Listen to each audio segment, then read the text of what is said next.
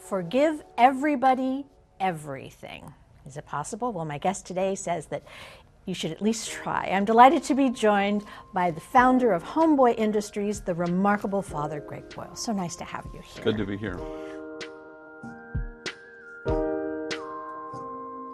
Homeboy Industries in the last, it's been around for the last 3 decades plus. How has the landscape of Los Angeles, in particular with gang life, changed from when you first were at St. Dolores Mission to what you see out there now? Yeah, it certainly has changed. I mean, 35 years Homeboy Industries has been around, but I've been, closer to 40 years working with gang members. Sure. So it's nothing like the early days, 88 to 98, which was the decade of death. That was just horrifying.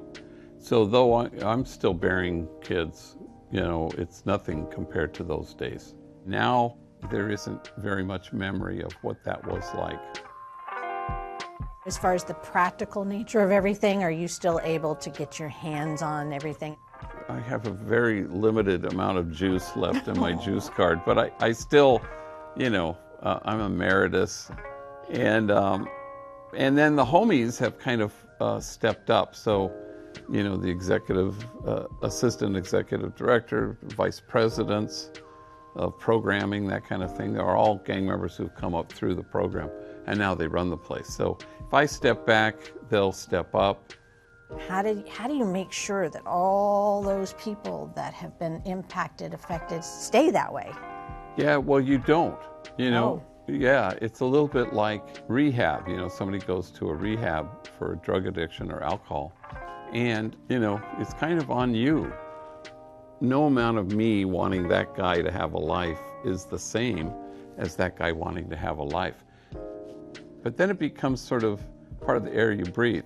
And then Homeboy is a touchstone. You come home as anyone would go home, to kind of revive a sense of belonging and I'm okay. And that happens all the time here.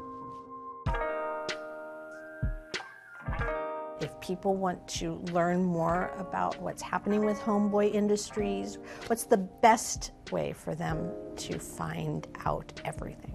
Well, they can go to our website, homeboyindustries.org. You could go there, and then it could connect you to the Facebook page and all that stuff.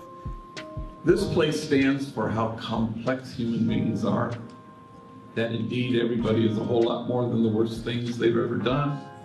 And so we want to see people as God does, with the highest, deepest reverence for that complexity.